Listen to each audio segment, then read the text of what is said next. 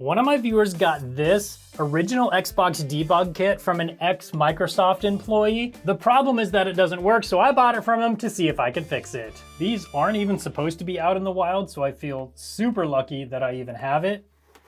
And you can see on this label right here, Xbox Debug Kit. And then we've got do not open, opening breaches contract, manufacturing date of 4/2/2002. We've got one screw under this label, one screw under this label, and I'd really love to get these screws out without ruining the labels. We'll get to that in a minute. Let's turn this thing on and see if it even starts up. The viewer who sold this to me said he didn't know if it worked or not. He was just told that it didn't work, but he's never tested it. So let's find out. Okay, got it plugged into the TV. Power. Okay, nothing's exploding. Let's try the power button. And it powers on. Do we get a we get a display? Eject button. Eject button even works. Let's try a disk. Here we go with a disk.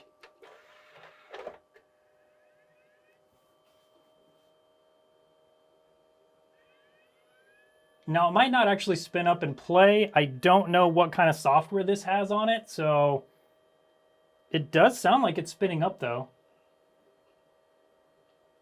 Okay, so let's get this clock reset. I'm guessing we're gonna have to, at a minimum, replace the clock capacitor inside this thing, but we can get it reset for now so we can hopefully get to the dashboard. I'm not actually gonna set it to the correct time and date. I'm just gonna change it, and so when I turn it back on, I can see if it's still there or not.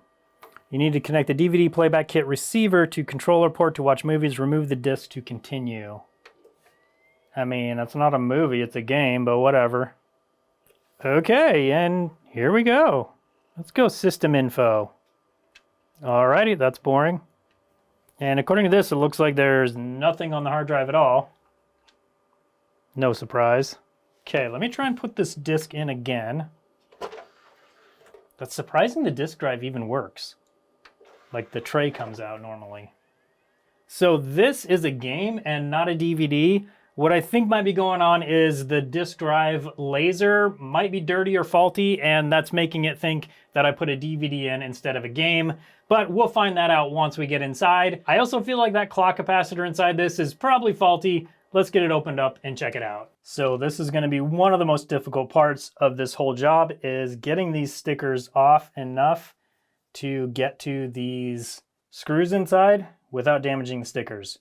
This sticker actually, there's two stickers on here. There's like one on top of another one. I really wish I knew what the other one said. I can read it, Xbox Game Console, something, something, something label. Okay, there we go, all zoomed in. You tell me what that says under this label.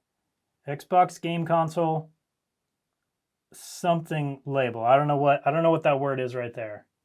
Maybe somebody can tell me in the comments. Okay, now to do this, I'm gonna start up my hot air station and heat these labels up and then start pulling on them. I think this will be the most difficult one, so I'll try that one first.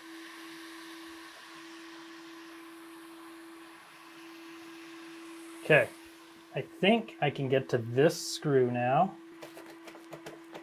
All right, that one's out. Here we go. This is gonna be difficult on this one, I'm pretty sure. If you've ever used one of these disposable cans of air, you know the pain. They run out fast, they get cold, and they never seem strong enough. Fantic has come up with a solution that solves all that. This is the Fantic B10 Pro Max Electric Air Duster, a 130,000 RPM beast that I consider must-have cleaning gear for the rest of your gear. The airflow speed is 65 meters per second without using the special nozzle, but it can reach up to 80 meters per second when the special nozzle is attached. It blasts away dust from PCs, keyboards, consoles, camera gear, anything that collects dust. But here's the feature that surprised me. When not in use, the B10 doubles as a power bank. Yes, you heard me. By keeping the B10 handy, I always have a backup option for charging my phone, all from a device that boasts an impressive 210-minute battery life with built-in 2x 4,000 milliamp hour batteries. It's compact, ergonomic, and fits right in your hand, perfect for the studio, car, or travel bag. The smart display shows real-time battery and airflow airflow, and it's got an LED light for seeing inside dark cases or keyboards. It comes with 4 nozzles and 2 brushes, so you can clean everything from consoles to car vents. You could even inflate an airbed if you really want. And if you're going camping, it'd be the perfect helper for lighting a campfire. No more breathing smoke. Right now, Fantic is running a big Black Friday sale on Amazon with up to 50% off. Use our code TronicsB10 for an extra 16% off. That brings the B10 Pro Max down to $49.99. And if you need a solid electric precision screwdriver for your projects, you may remember seeing us use Fantic's E2 Ultra, which is also on sale. Use our code TronicsE2 to get it for 44% off total. Check out the links below, and now let's get it back over to Steve.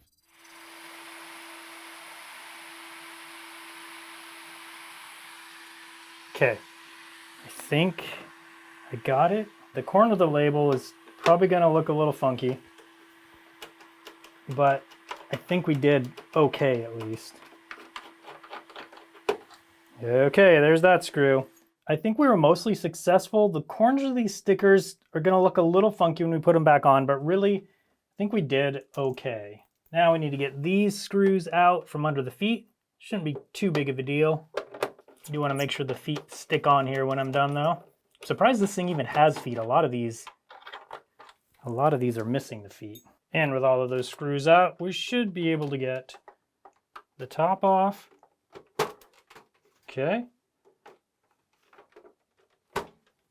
I don't want that sticker to seal back down, so I'm going to put something under there. There we go. All right, and the top is now off. So here we have Seagate U-Series 5, and we have a Thomson disk drive. We'll need to take a look at this. I want to get all of this stuff out so we can take a look at the board and then get any board repairs done that we need to do. So we've got a screw here, screw here, screw here. We need to get those out, and then we can remove this whole thing and check out the motherboard. All right, and with those screws removed, we can disconnect this cable, disconnect power to the hard drive. There we go. Deroute it. Disconnect the disk drive from here. Now this should basically just come right out. Okay, and there we go. There is the inside. This might be the cleanest 23-year-old game console I've ever seen. This thing is just, I mean, basically perfect inside. There's a little bit of dust buildup over here, but this thing looks excellent. Even all of the capacitors, there's not a single one that's bulging at all, not a single one that's leaking. The board looks basically perfect. But that being said, I am gonna pull it all the way out just so we can inspect it further and just make sure there's nothing going on with it. But so far, this looks really good. This motherboard is the 1.0 variation. You can tell because it has the fan right here. That is only on the 1.0, and right here is the clock capacitor. I don't see any problem at all with the clock capacitor. And the other cool thing about this is it has all 4 memory slots populated. So this has 128 gigs of memory versus the normal 64 on an Xbox. Okay, let's get this board out and have a look at the underside and just make sure this thing looks as good as I think it does. Okay, and this should be the last screw. Seems like every time I think I have all the screws out of this, there's another one, but nope, we got it. Okay. And there we go. So here is just the motherboard. Let's have a look at the bottom side. And as expected, it looks excellent. Since we have it out, let's replace this clock capacitor. Okay, so to remove this capacitor, I'm going to heat from the bottom side with my hot air soldering station. And then I can just pull that old capacitor out and push the new one through the holes.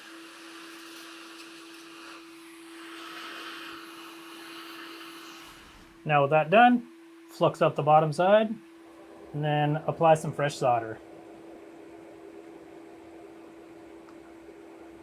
Now we can clip the legs. 1, 2, clean up our mess, and done.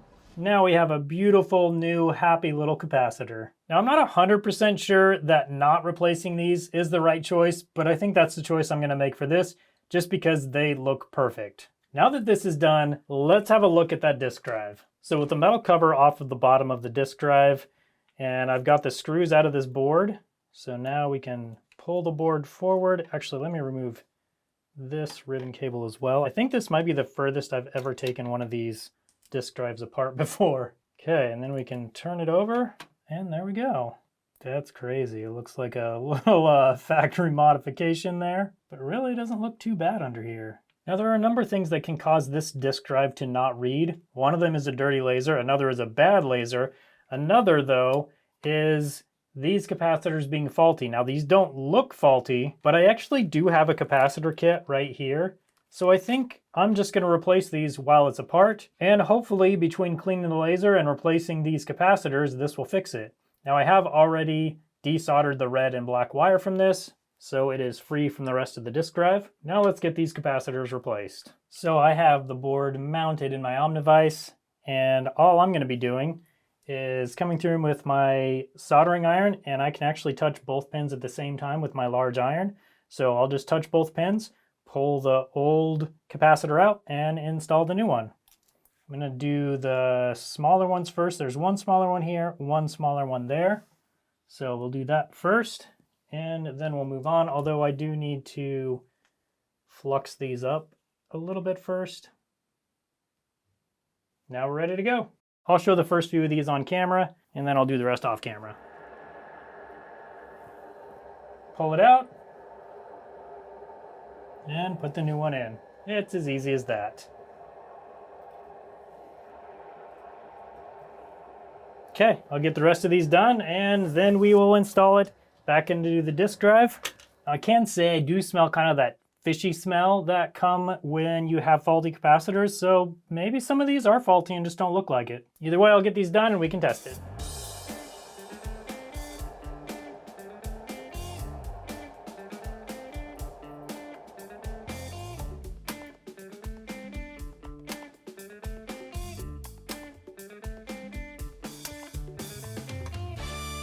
Okay, all of those capacitors look good. Now let's get this disk drive put back together, and hopefully that's all it'll take to fix this one.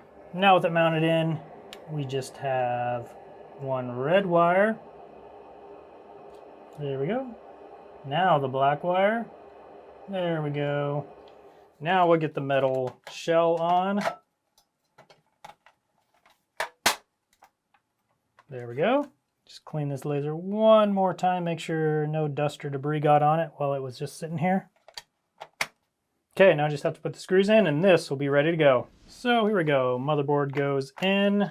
Now we'll get all these cables put in, and then the disk drive and hard drive. But I just noticed a big problem. It's over on that side of the screen. Tell me in the comments if you see it. Right down here, we've got a little problem with the power supply. This capacitor has a major bulge. So let's get the power supply out and get that replaced. I've already made sure this power supply has been discharged, so no worries there. Don't mess with power supplies. They can cause a massive shock, and it hurts a lot. Now we can get a nice close-up view of that capacitor. Right here, it's got a nice bulge right on the top. It's also got a little black spot there, so that indicates it was probably leaking as well. So I'm going to get this replaced. I'm also not going to show this on camera. You've seen enough capacitor replacement for one day. So I'll get that done, and then we'll get this reinstalled into the console. Okay, now I didn't replace every single capacitor on this power supply, but I replaced all of these ones. Those are usually the ones that cause a problem. Now I think we're finally ready to get this power supply in and get this Xbox tested.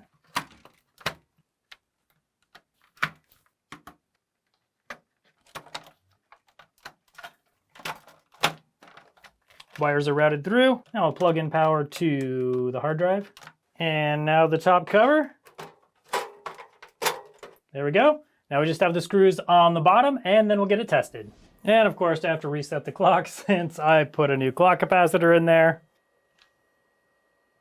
And unfortunately, we get the exact same error, but I finally figured out why. Any of you who know about these debug kits, you've probably been yelling at me this whole time because you know exactly why this error is happening. But if you don't, this specific debug kit doesn't actually play retail discs. You can make it play retail discs if you put a different BIOS in here, but that has not been done for this console, so it just doesn't play retail discs. So while it was nice of me to freshen up the disk drive with those new capacitors, that was never gonna fix the issue. It's still good I took it apart though. I got the clock capacitor replaced, I got the bulging capacitor on the power supply replaced. We got a few more things to do on this, including putting those last 2 screws in and see if we can get those stickers looking right. So we have 1 screw right over here.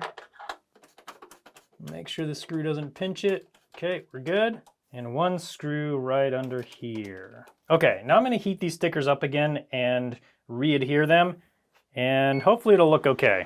It's not gonna be perfect, I already know that, but hopefully it'll look good still.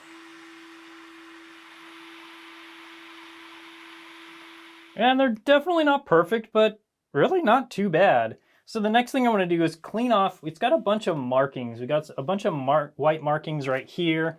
And then up on the top, we also have some markings over here. And then we need to clean and polish up this jewel. So let's get that done next. For these markings down here, this one's pretty heavy. So I'm actually just gonna use my dental pick to just come over it. And I'm not pressing very hard at all, just enough to kind of get those markings to release from the texture of the console. Okay, that's looking pretty good actually. The rest of this, don't know if this is gonna really do much for that. Okay, magic eraser. Now I am gonna gently use some magic eraser. Not something that I recommend very often or in very many cases, but sometimes it is quite necessary. I'm not pressing very hard at all. Just enough to get these white marks to come off of here. And for a lot of marks like this, it doesn't take very much, just a little bit, and you'll be able to get them off. You can already see this one's almost gone. They get a little heavier over here, so I'll come in with my pick and just kind of remove it with this. At least loosen a bunch of it. And we'll go with some more magic eraser. Okay, those marks are all gone. I am gonna need to rehydrate this, but we'll do that at the end, give it a good polish. Now there's this one big white mark here, a couple marks over here. So I wanna get this off for sure. That's actually coming off pretty easily. Gone, beautiful. Okay, now this I'm being very, very careful with. Magic eraser is just slightly abrasive, so it can very easily scratch things. Okay, now this is actually a kind of like a mar in the plastic. So I'm not gonna do anything else on that. I think we're good to go. Now let's give it a cleaning and a polish, and then we'll have a look when it's all done. Oh, actually I just noticed a few more marks along here. I'm barely putting pressure down, like almost not at all.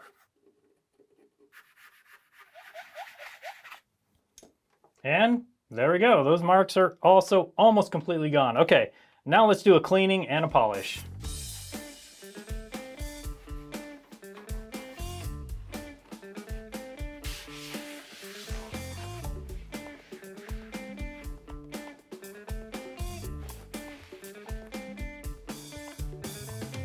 And look at how she shines. Oh, it's beautiful. That looks so good. All of those marks are gone, nice and shiny and polished.